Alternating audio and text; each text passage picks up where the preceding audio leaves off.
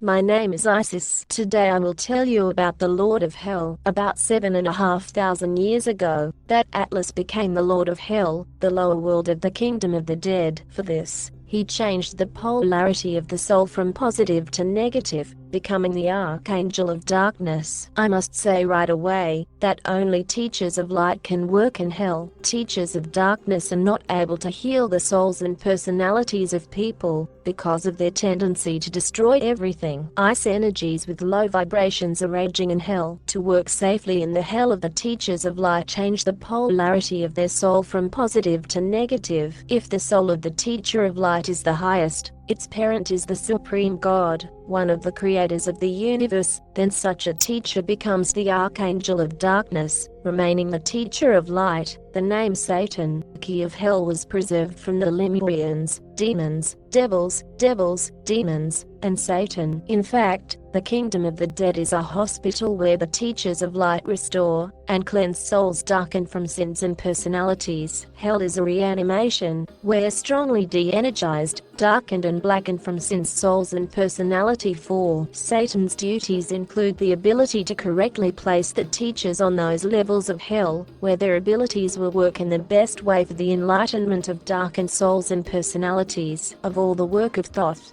as the Lord of Hell, the best known to people is his activity on the conclusion of agreements on the sale of souls. In fact, no one can buy or sell a soul, the creation of the gods. You can buy or sell your personality according to the current life. This story began with the sale of souls, about 7,500 years ago, when the alien greys wishing to take over our world began to conclude such agreements with people, to de-energize humanity. As a result, all the life experience, memory, and energy of the personality of the contractor began to go to the other greys, de-energizing the human soul. Such a de-energized soul fell into hell, having no energy to rise higher, and when selected got out of there, then often ended up on a new treaty with other greys. The entry into hell of such a large number of de-energized souls, which had been restored over the centuries, did not like Thoth. He decided to act proactively, and he himself began to conclude agreements with ambitious, talented people, whose personalities did not want to give to other greys. After the death of the body, the person bought by Thoth fell into hell, where it was reunited with the soul. At the same time, the experience, memory, and energy of the contract soldier were preserved and helped in the next life of the soul to avoid such contracts. In the year 2009, Thoth surrendered the powers of the Lord of Hell to his assistant Anubis. At all times, the main sphere of activity of Thoth was the work of the Teacher of Shambhala. Everything else, Kuma, Prince of Peace, Lord of Hell, was an attachment to her. Therefore, from time to time, he takes pupils to whom he tells about the world order through the means of spiritual communication available to the pupils, clairvoyance, clairaudience. In addition, he gives signs to those people who are close to their destination, so that they do not miss an important event or meeting. The Kumaras are the best representatives from every human race: Lemurian, Race 3, Atlantic, Race 4, Aryan, Race 5, and the future unnamed race, Race 6. There will be 4 Kumas in total in the history of the earth. These are the sages who are granted immortality for any outstanding deeds. Their souls are the children of the supreme gods, Brahma, of our universe. The first Kuma of the earth was Hades Lemurian under the name of Sanandan Kuma, the second, Thoth Atlas under the name of Sanat Kuma. The Kumaras are charged with creating and raising civilizations. First of all, the Kumaras give people the knowledge that will help people to live correctly on earth, about the soul, God, the universe, good and evil. Then, on this basis, laws and rules of the life of society are created. Scientific knowledge is transferred in all areas, crafts, construction, and people's life are improved. In order for the new laws and fundamentals to take root and become a way of life for people, the Kumas, almost inseparably, live next to the people under their care for many generations. The first civilizations created by Thoth were Egyptian and Sumerian. In Egyptian mythology, Thoth is known by the names of Ra and Thoth and Sumerian, under the name of An, Anu. When the fourth Lord of Shambhala died, about 5,000 years ago, it became necessary to convey to the people of the future knowledge about the arrival of the fifth Lord of Shambhala. Thoth introduced this knowledge into the mythology of Egyptian civilization in the image of the goddess Ma'at. In addition, it was decided to duplicate information about the fifth Lord of Shambhala, creating the Mayan civilization in Central America. Hades took over this business, and Thoth decided to help him. In Mayan mythology, they go under the names of two twin brothers, Thoth under the name of Kukulkan, Hades under the name of Quetzalcoatl. It takes a long time to become an authority among foreign people. The humorous reduced this period to a minimum due to their spectacular appearance on the Vimanus. These are the ships of Shambhala from the time of the Atlanteans, which can not only fly, but also sail. The magic of the wand was applied to overly warlike tribes, paralyzing people for a time, during which they realized that the almighty gods had come to them. To the Maya Indians, Thoth and Hades appeared in the bodies of an Atlantean and a Lemurian, because it is more convenient to build pyramids in them. The energy necessary for work was concentrated more.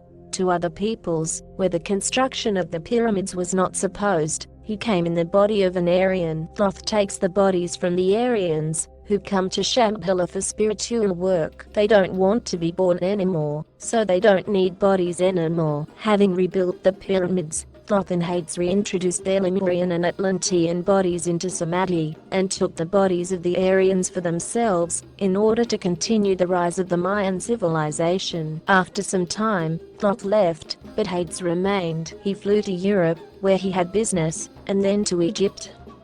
But it turned out that during his absence, the sands brought the Sphinx, and he could not go into his house. Then he appeared in a dream to the future pharaoh of Egypt, and asked to dig up the Sphinx, promising to make him the ruler of Egypt. While the Sphinx was being dug up, Thoth visited Greece under the name of Hermes Trismegister. The knowledge transferred to local sages made Greece a cultural and scientific center of the ancient world for a long time. After returning from a journey to the stars, Thoth built a whole complex of pyramids of various sizes. The largest pyramid was named the Great. Now the whole complex is at the bottom of the Bermuda Triangle. One of the functions of the pyramid complex is the saturation of the earth with light energies. Already at that time it became clear that most of the Atlanteans turned to evil. He thought that, if you pump the earth with light energies, they will outweigh the heavy dark energies emitted by the Atlanteans. This will help the earth go far from Nibiru, which will reduce the scale of destruction, and keep the Atlanteans alive. As emitters of light energy, Thoth used crystals of power, which he placed on the tops of the pyramids. In order to strengthen the flows of light energy through the crystal on the Great Pyramid, Thoth did not cut it off from the Tree of Life. He created a portal through which he brought a branch of the Tree of Life along with a huge crystal of power to the top of the Great Pyramid. In fact, the light of the soul of our planet shone from the top of the Great Pyramid. On the opposite side of the globe, the light of the power crystals was supported by the radiation of the light energy of the soul of the earth from the top of Mount Kailash. The idea was good, but the following was not taken into account. Before saturating the earth and people with light energy, it was necessary to cleanse everyone of dark energies, so that people themselves began to radiate light energies. Next to the Great Pyramid, Thoth built the Sphinx in the form of a woman bird with the face of the future third Lord Shiva of the earth. In the change of ages it is important first of all, it is work with people, to transfer knowledge to them. The most famous disciple of Thoth is Melchizedek. To this day, Thoth continues to work with his group and other groups of people under the name of Sanat Kumar, transmitting channels through them. There are many other disciples of Thoth, not known to the general public. During the change of ages, Thoth decided to finish the work begun in the days of the Atlanteans. After the Atlanteans comprehended the end of the world, Sirius took away from the Retoids the treaty on rendering aid the upcoming change of ages. Sirius was not chosen by chance. the spiritual father of Thoth, is in charge of the solar system of this inhabited world, and the Orion Nebula galaxy, which includes Sirius, is supervised by the spiritual father of the fifth Lord of Shambhala. A few years ago, Thoth together with Archangel Michael flew to the inhabited world of Sirius, in order to clarify in detail what will be the help of Sirius, the official rescuer of Earthlings in our change of ages. Rescuers have already arrived, and are waiting for the official prize, knowing their status as Earthlings. In the meantime, their base on the moon is watching everything that happens on Earth and nearby, restraining the warlike ardor of the Greys and Blacks, their allies. It was the Orions, inhabited worlds of the Orion galaxy, which include Sirius, who made the computer for the underground crystalline grid created by Thoth and other teachers of Shambhala after the death of the four Lord of Shambhala. The computer is in Shambhala. Let me remind you that the underground crystalline grid consists of crystals of power from the Tree of Life. When switched on, these crystals will begin to destroy the dark energy inside their network. After graduating from the institute, Thoth went to the stars for knowledge.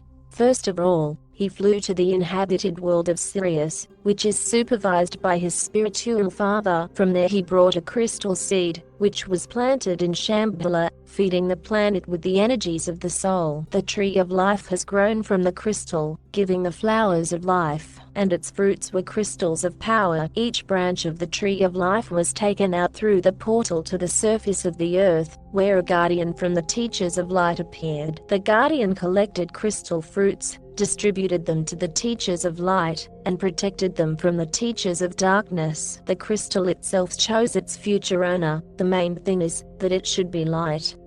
An energetic exchange took place between the light teacher and the crystal, due to which the light teacher qualitatively increased the level of his magical abilities, and the crystal lived. Such an alliance could last for centuries and millennia. If the crystal got to the teacher of darkness, it soon died. Black teachers drew out the energies of the crystal for magical deeds without subsequent restoration. Having destroyed one stone, the teachers of darkness began to hunt for others. Therefore, the tree of life and its branches were guarded. The tree of life feeds on the light energies of the soul of the planet. When the next Lord of Shambhala dies, there is no one to cleanse the soul of the earth. It gradually darkens, and the tree of life ceases to bloom and bear fruit. Foreseeing this, already with our Aryan race, the fifth root race of the earth, Thoth, together with the teachers of Shambhala, collected all the crystals of power available at that time, immersed them in the ground, and created the crystalline grid of the earth. Inside this grid, the dark energy emitted by people is destroyed. Unfortunately, in our time, most of the crystals in Europe and a number of other places were lost, or were removed from the ground during the construction of the metro. This underground crystalline grid is powered by a special computer made by the Orions, representatives of the habitable worlds of the Orion Nebula galaxy, which includes the world of Sirius. The computer is in Shambhala in the standby mode of the change of ages of our Aryan race. After visiting Sirius, Thoth went to the legendary White City, which floats in space throughout the universe. No planet is able to compete in size with this giant. It consists of 7 sectors, according to the number of inhabited galaxies in the universe. Each sector is divided into 7 more parts, according to the number of inhabited worlds in each inhabited galaxy. In this city, teachers live and exchange information with the entire universe. This is the stronghold of knowledge. You can get to the White City by boat or visit spiritually. The teachers who stayed in the White City become the property of the entire universe. They are called the Wanderers, and they are the prototype of the Jedi from the movie Star Wars. Wanderers help the worlds that have approached the change of ages. They transfer knowledge to people and fight in space against alien invaders, alien Greys and alien Blacks, who, under the guise of the change of ages, promote their interests. The Wanderers helped the Earthlings at the end of the Atlantean world, but they were not satisfied with the results. Therefore, some of them have chosen a series of births on Earth before the next, already ours, change of ages, in order to correct mistakes, and finish what was begun under the Atlanteans. After that, the Wanderers will leave our world until the next change of ages.